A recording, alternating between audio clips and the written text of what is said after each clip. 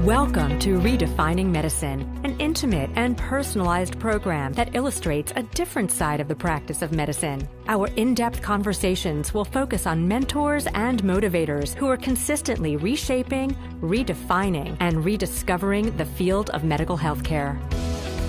I would like to welcome board-certified internist and infectious disease specialist, Dr. Amy Wecker.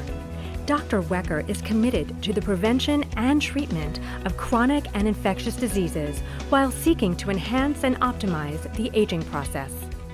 Well, thank you so much for joining us, Dr. Wecker. I really sincerely appreciate you sitting down with us today. Thank you so much for having me. And I'm looking forward to hearing about your incredible background, because what I've read, it seems quite diverse, from both your education to your practice. So I'll tell you anything you want to know. Okay, sounds great. So why don't we just start at the beginning and perhaps speak to what first motivated you to study medicine? Well, as long as I can remember, growing up I always wanted to be a veterinarian. And then I think in college I started volunteering at this minimum security women's prison, and I was getting a psychology degree, and I kind of just realized at some point, I guess, that I wanted to be a doctor, or a human doctor, instead of a veterinarian. But I had been interested in science since I was a little kid and how the body worked, although I thought it was going to be the bodies of animals for a long time. And so then when I went to medical school, originally then I thought I would maybe be a psychiatrist. But then when I actually did my psychiatry rotation in medical school, I realized I didn't like it, and I realized that I wanted to be an infectious diseases specialist. What was it about infectious disease that drove you to? Well, I think when I had been working in the prison, because I worked there, I volunteered there for my whole 4 years of college, and when I was volunteering in the prison, a lot of the women were getting diagnosed with HIV, so then I started to get interested in that. And the thing about infectious diseases, it's just always so interesting. You know, there's always something new, something exciting, something going on, and everyone has a story, and often it's an interesting story. It's opportunities to travel. Like, it's just a very, very interesting, captivating thing, and it's like solving little puzzles. I mean, you know, everybody has a story no matter what, but I mean, let's say, you know, you're diabetic, and the story could be that you ate a lot of sugar and now you have diabetes. It's not, you know, maybe so compelling as like some of the infectious disease stories that you hear. So you split your medical education between Ben Gurion and Columbia, is that correct? So when I went to apply, so what I really wanted to do was actually take a year off in between college and medical school and go backpacking around the world. But then, you know, you get afraid that if you take time off that you won't get back into the system. So when I applied to Columbia in New York, they sent me all this information on a brand new program that they were starting in Israel that focused on international medicine. And it seemed exciting because I would get to go to Israel, but then also I would have a US medical degree. And so it really seemed like the best of both worlds. So I went there, and it was amazing because I got a solid, you know, conventional medical education, but then we also had extra lectures on various aspects of international medicine. And in my fourth year, I got to go to Ethiopia for 2 months to do an international medicine elective, which was just beyond incredible. I mean, I love Ethiopia. I mean, it was really amazing. Have you been back? I have not been back, and I want to go back so badly. I mean, I have been all over the place. I love to travel. And, you know, you travel a lot of places, and every place has its differences, but then there's also a lot of similarities. And when I went to Ethiopia, it was different. There were no ATM machines, there were no McDonald's, there were no Starbucks, there was nothing, and I just loved it. That's such a unique, amazing culture, and I just completely fell in love with it. I hope I get to go back someday. The next time we interview, you'll tell me that you just got back from Ethiopia.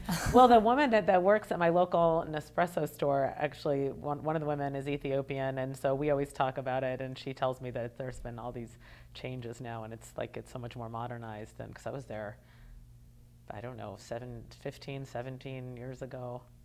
Fascinating. So what brought you, I know that you originally practiced medicine in Fort Myers, so can you tell us how you got there and what you did? Right. So I did all of my postgraduate training in New York City, and then basically when I was finishing up my fellowship in infectious diseases in Brooklyn, I was looking for a job, and the jobs in New York just are not great for doctors. There's a lot of academic jobs, and it just didn't turn out to be financially viable for me to stay there with all my medical school loans. So I started looking around online, and before I knew what was happening, I got flown down to Fort Myers, and they kind of wined and dined me, and you know, I joined a practice there. And so I was a partner in a big multi-specialty private group in Fort Myers for 7 years, doing inpatient infectious diseases and then outpatient mixture of internal medicine and infectious diseases.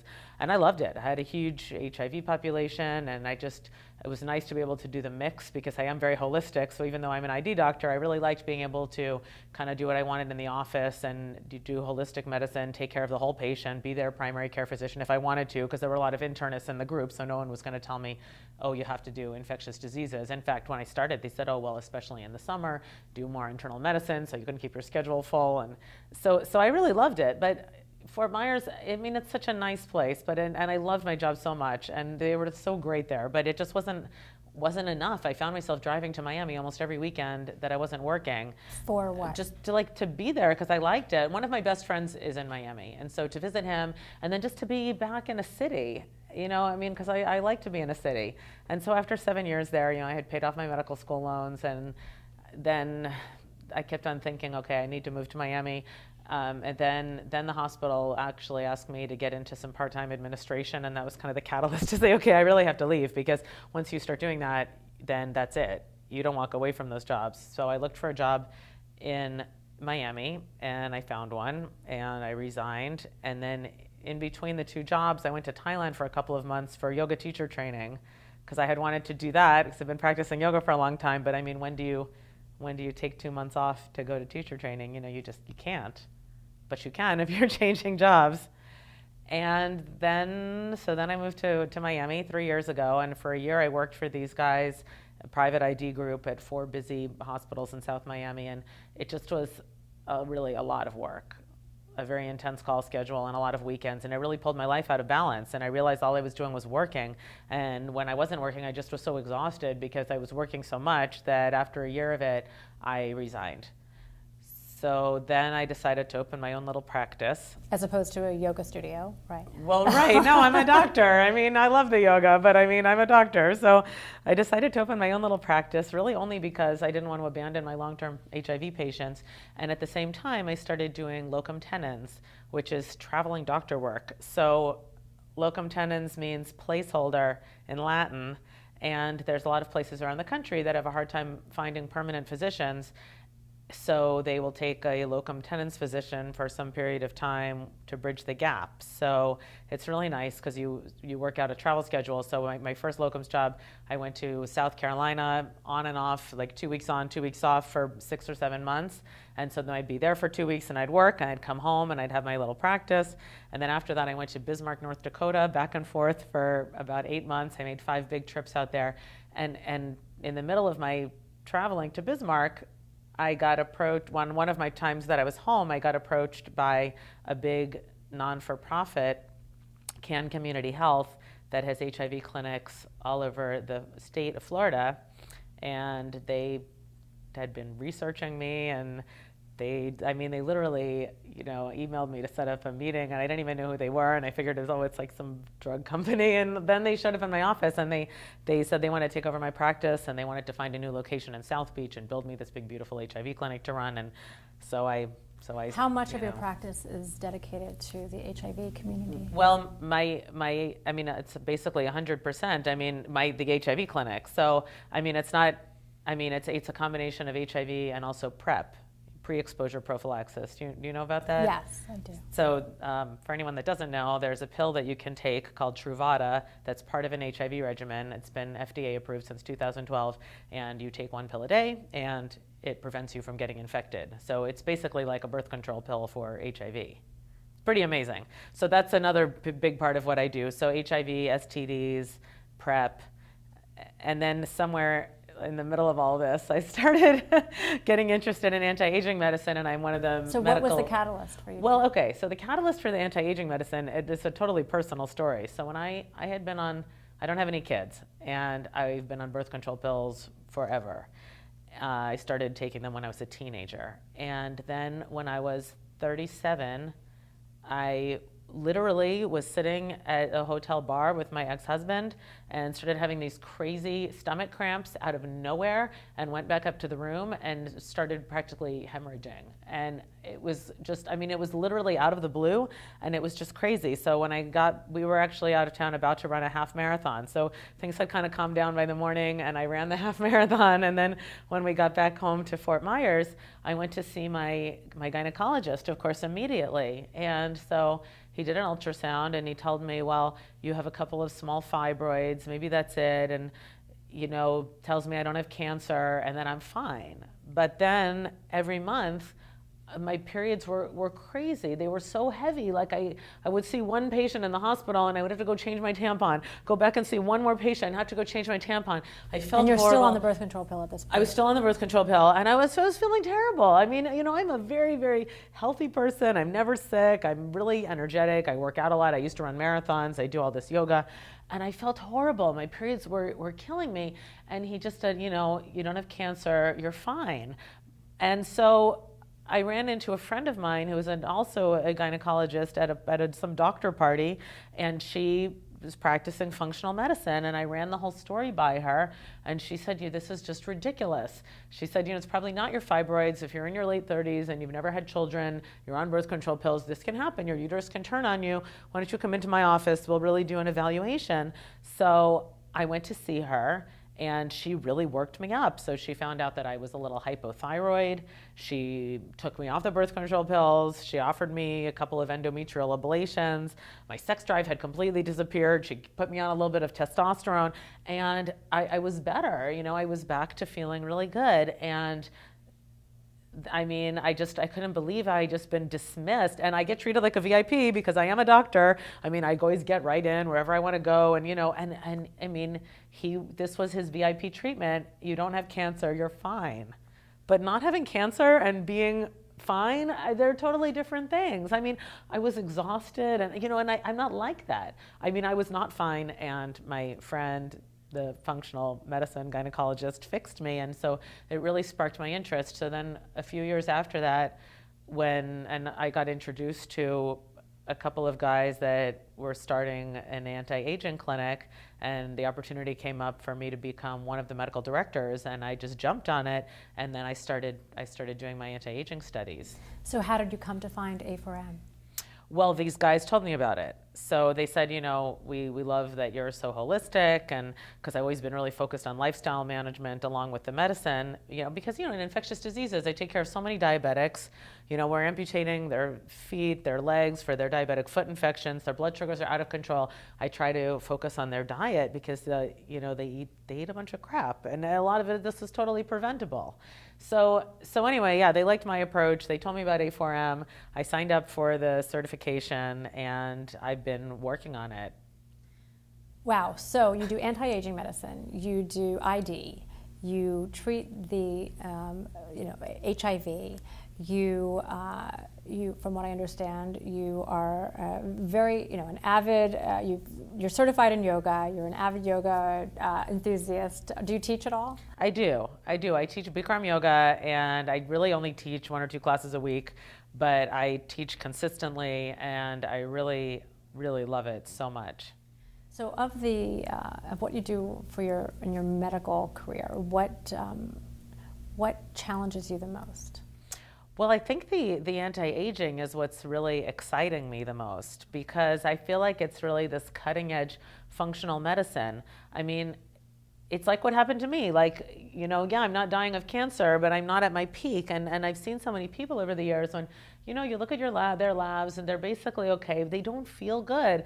They come to you, I'm tired, I'm dizzy, I'm not sleeping, I don't feel well. And like for years, I felt like all I can do is make sure that there's nothing life-threatening going on, and then maybe check their thyroid, maybe give a little testosterone replacement, and that's it. But actually, there's so much more, and it's so exciting to learn that there is so much more that you can do to really get someone into peak health. And I have to say that I myself, I'm 42, and I've been taking a lot of things myself, especially the last 6 months, really 6-7 months. I got into kind of some more of the serious anti-aging medicines myself, like ipamorelin And I mean, these injectable peptides, I mean, they're amazing. I mean, this really is the fountain of youth. What have you noticed besides, I mean, you're in incredible shape. Thank you. So what else have you noticed? So this is the biggest thing. So I noticed, like, because I really started my advanced yoga journey when I was 40 and I quit that hospital job. I mean, I just didn't have time for anything then. So when I quit that hospital job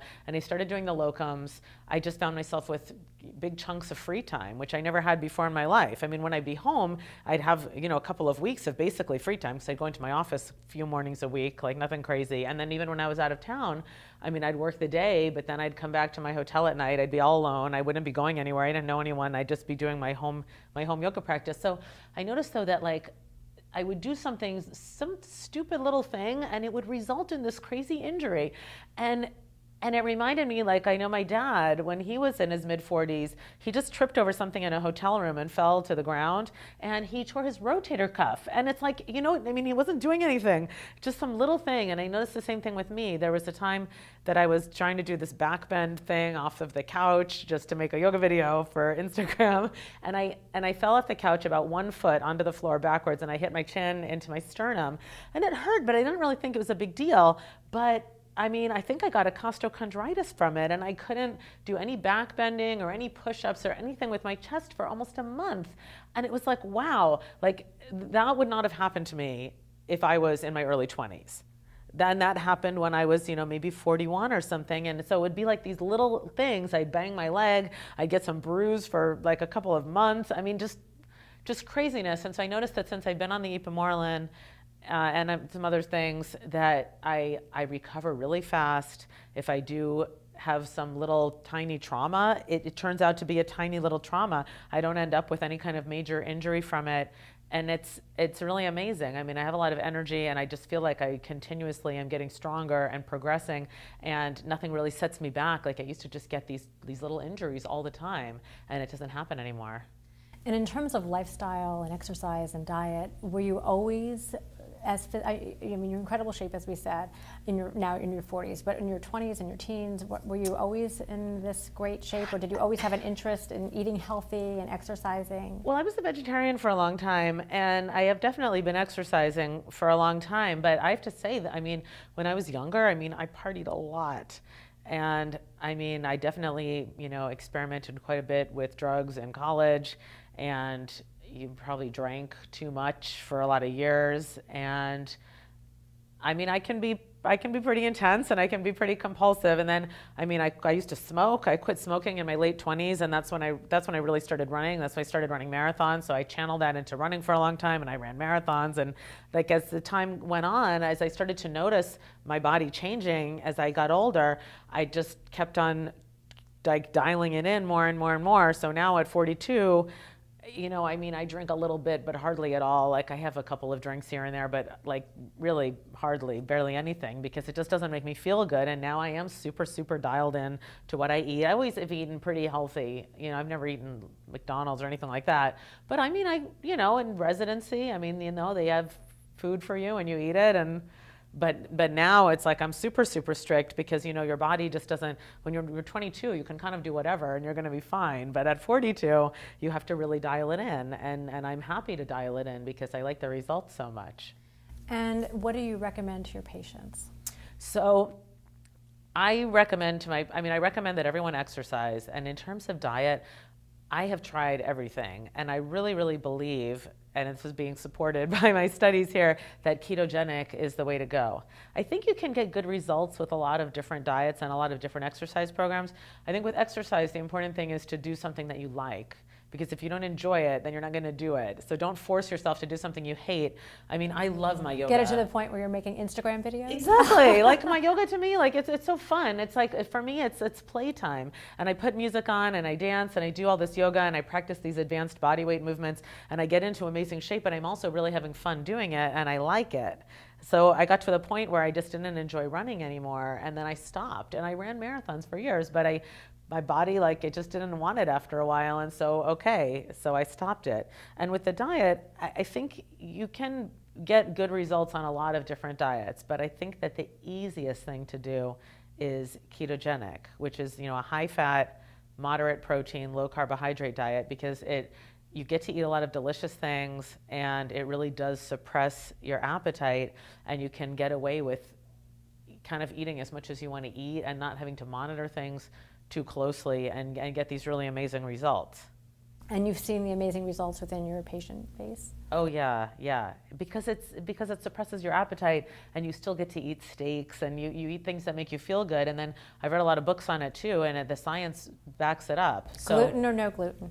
No gluten for me. Well, first of all, there's all the carbohydrates, but I really feel like gluten makes my joints hurt. And I mean, I'm not really allergic to it per se, but I feel like when I'm in the deep stretching, I mean, because I will like eat, Christmas cookies at Christmas, and I mean, you have to do these things, but it's here and there. Like I only eat them at Christmas, it's one day a year. But I can tell the next day that my joints hurt a little bit. And I think people are variably sensitive or not sensitive, but I just don't really think it's good for anybody. So let's get back to your studies here at E4M. So I know you're enrolled in the BHRT module, yes. And you had done this online first initially, didn't you? Yes, so the certification, which is what I had signed up for, is the 4 modules. So I started with the BHRT module, and I did the whole thing online, and it was great, but that was really kind of just as I was starting, so I wasn't really practicing it. So then now that I'm getting more patients and really practicing the anti-aging medicine more, I felt like I really wanted to go back and do the module again. And I thought, the focus is always better doing it in person. I mean, I can sit at home with my computer, but I'm not 100% focused sometimes. But here I am very focused, because the BHRT, that's really kind of the crux of all of this stuff. I feel like all the other modules are kind of ancillary things. Yes, you can optimize this and that and the other thing, but the hormones, that's at the very, very, very heart of the anti-aging medicine. So I feel like you have to really understand that before you can branch out into more peripheral anti-aging things. So in your work with your patients that are part of the LGBTQ community, have you been able to implement at all anything you're learning here with BHRT in regard to the hormone use? Well, yeah, I mean, so HIV is an inflammatory condition. And so I've taken care of a lot of different populations over the years, but in my clinic now in South Beach that I run, I take care of primarily men, gay men. And so HIV is an inflammatory condition, and even when you have it under great control, because the drugs are amazing now, it's still an inflammatory condition.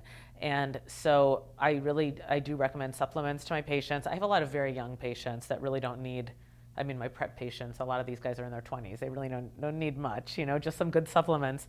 But with my patients that are getting older, and I do definitely have some patients, even some patients in their 70s, and a lot of patients definitely in their 40s, 50s, 60s, and I check testosterone on everybody. I use a lot of testosterone replacement. And then I started now measuring everybody's IGF-1 levels. And I have a few of my patients now on ipamorelin, and they just love it. And we're getting good results. They feel great. And I'm also trying to break into the transgendered community in Miami. I feel like the transgendered population, they're really misunderstood. They really shy away from medical care because they feel so judged. And they're so desperate to feel like their appearance and the way they feel matches the way they feel on the inside. There's such a discordance. They feel like they're born in the wrong body, and they're so desperate to make it the right body that they buy black market hormones, and they just kind of experiment on themselves. They don't really think about the long-term consequences because they're just so unhappy in the body that they have. And I get that, but there's definitely a safer way to do it. So I really want to start doing bioidentical hormone replacement therapy for the transgendered community so they can transition into the body that they want in a really safe, healthy way that's going to be sustainable for the long term. And so I really want to make a safe space where they feel like they can come and be comfortable and not be judged, and I will help them achieve their goals in a more safe, physiologic way. I find it, there's this aura about you that is, just magnetic. But I find this the passion that you speak to in regard to that to the LGBTQ community and your desire to help them in a safe way, I think it's quite inspiring, and it's a beautiful quality. So I just wanted to. Thank you. You're welcome. Nobody likes to be judged. And we judge ourselves, we judge other people judge us. And I want to get away from that. Did you have anybody in particular that you knew personally that drove you to really want to focus your energies in that community? I feel like most of my male friends have always been gay, and I joke around sometimes that I'm a gay man trapped in a woman's body. So, and I mean, I just always had a lot of gay friends and just felt very comfortable and very accepted by the gay community, and so I appreciate that, and also I feel like, I mean, let's be honest, if you're a straight male, then you probably are not going to have too hard of a time finding a doctor that you like and can have a decent relationship with, but it's a little bit more complicated for women, a little bit more complicated for gays, much more complicated for the transgender population, and so I want to be that doctor that people can go to, and I mean that my patients are always telling me this, like, I love coming in because they don't feel judged, and you can come in and you could have had sex with like 60 people in the last month, and that's fine. Then let's just give you an exam and see what's going on, and live your life. Wow. I don't even have an answer for that one. Sorry. But I mean, no, but it's true. That's the thing.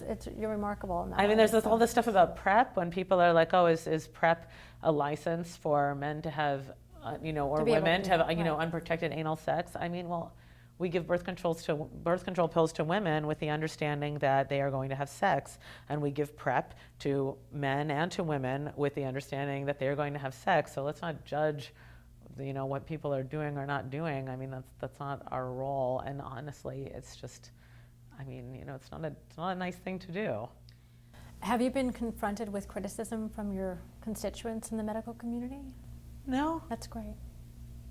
So if you weren't the yoga teaching, yoga dancing, ID, HIV, anti-aging physician, what do you think you would be doing? Oh gosh, I don't know. I mean, the yoga is such a big part of my life. I mean, I like to think that I would be doing yoga no matter what. I would have maybe liked to be a urologist. That's pretty cool. Because?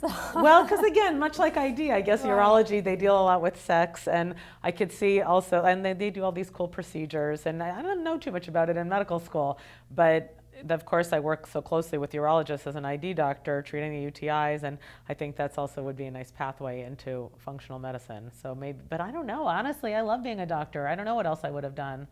I mean, being a doctor, being a yogi, I mean, it's so important because I feel like it's all just different aspects of health and wellness. And I feel like it's like, I feel like I'm lucky enough to have figured out a lot of things about long-term health and long-term wellness.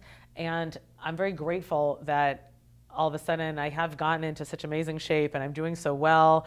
And I feel like then one of my purposes in life now is to kind of share that back with the world. And one thing I really feel very passionately about that I really, really want to convey to everybody is that being healthy is a joy. I know for years, I go into someone's hospital room, and this will be someone, let's say, that just had their leg amputated for a diabetic foot infection. And so then I start talking to them about their diet, right? And then I say, like maybe you should give up eating all the bread. And then they say, well, Dr. Wecker, are you trying to ruin my life? And I'm amazed, and this has happened over and over and over. And I say, we just amputated your leg. So if that ruined your life, I get it. And I'll hold your hand, and you can cry, and we can talk, and that's a huge trauma. But they're not even that concerned. And then they'll say, I want to eat what I want to eat, and blah, blah, blah. And I know I need to eat healthy, but it's just so hard. And I feel like, I mean, when you take good care of yourself and you feel good, you can do anything you want to do. I mean, I've taken care of so many older people where they've retired and then something really horrible's happened to them medically. And I took care of this couple in North Dakota, and the guy had a heart attack, and then he had open heart surgery, and had got this horrible sternal wound infection. It had like pus pouring out of this chest wall wound. And I was talking to him again about the diet, because he's diabetic. You've got to get the blood sugar down. And the hospital, I mean, they'll feed you French toast in the morning after something like that. And it's crazy. And so I asked them, what do you guys like to do, him and his wife? And they said, well, we really like to visit all the different historic monuments around North Dakota and learn about the history of our state. okay, sounds great, but we just can't do it because I can't even walk across the parking lot because I'm so short of breath. It's like, you work so hard your whole life, you retire, you want to enjoy your hobby, and you just can't because you're sick. And I mean, when you eat food that makes you feel good, when you move your body, you do things that keep you healthy, then you can do whatever you want with your life. And it's such a joy. It's not a chore to stay healthy, it's a joy. And I really want to convey that to the world. I feel like that's really maybe, my greater purpose in life. So for the patients that are non-compliant and they just don't get it, like that's got to cause a tremendous amount of frustration for you to even continue to see them, you would think. It did for sure when I was an intern, but I think over the years, it is what it is. I love people and I just want to do what I can, and I'll just keep on giving out my advice. And honestly, if people don't take it, then they don't take it, and that's okay. And I will still be so happy to continue to take care of them because, again, I don't want to, I'm not the one that has to live with that. I don't want to pass judgment. I'm not the one that has the stomach aches or is missing a leg or, whatever it is, So I don't really find it too frustrating. I joke about it, because it seems ridiculous to me, but I'm okay with whatever people want to do. I try not to judge. It's but no judgment. I'm just going to keep on, transmitting my good advice and take it or leave it. That's beautiful. So is there anything that you wish you had done perhaps differently over the course of your journey? Oh gosh. Well, I try not to get into this because I think, shoulding is not so great for us. That's actually been one of my latest things, is trying to eliminate the word should from my vocabulary because it's generally so unhealthy. But if my mother would have enrolled me in gymnastics when I was 3 or 4, that would have maybe been nice, so I wouldn't have to learn how to handstand at 42. But everything happens the way it has to happen. And you're pretty close to mastering that? I can get, 10, 15 seconds of hang time. My headstands are solid. My forearm stands are solid. My handstands are definitely a work in progress. But again, everything happens the way it has to happen, so there's a reason. And if I had been handstanding since I was a little kid, then it probably wouldn't be so inspiring now, and I wouldn't be able to teach people the way that I can teach because I've learned all this stuff as an adult, so it's not some intuitive movement. And for you personally, what's next for you? Besides mastering the headstand? Yeah, more handstanding, that's for sure. And that's it. I'm single, so maybe one of these days I'll find love. I'll go home and continue to date. But that's not, I guess, a super high priority. Really, the handstanding, the yoga, the body movements, and just seeing what I can accomplish, because I feel like I need to be the face of health. You can't really tell someone to do something when you're not doing it. And at least I know all the lectures that I've given to my patients over the years, they could either take my advice or not, but nobody has ever been able to turn around and look at me and say, well, you're clearly not taking care of yourself, so why should I listen to you? So I want to see what is possible to achieve. I think the combination of my diet and the kind of workouts I do and the supplementation is amazing. It's like a symphony, like Dr. Smith keeps on saying. It really is a symphony, and I feel like I've tapped into things on a kind of a more deeper level than a lot of people because of the exercise, of the crazy amounts of this, of the body weight movements. And so I want to see what it's going to be possible to achieve. So one last question for you. So what has been the most rewarding part of your medical career? I think every day just being able to help people. I think just walking into a hospital room or an exam room and seeing somebody that is not feeling good and being able to, through a combination of medicine and counseling, make them feel better at the end of the visit, and also seeing what you can do with someone over time. Taking someone and in a year, taking them from an AIDS diagnosis back to just being HIV positive and feeling well, or getting someone to quit smoking, making these interventions that really improve someone's life. Every time that I can help improve the quality of someone's life in some way, that's the reward. Well, thank you so much. I think we'll stop it right there. Thank you so much for having me. So nice meeting you. So nice meeting you too. Thank you.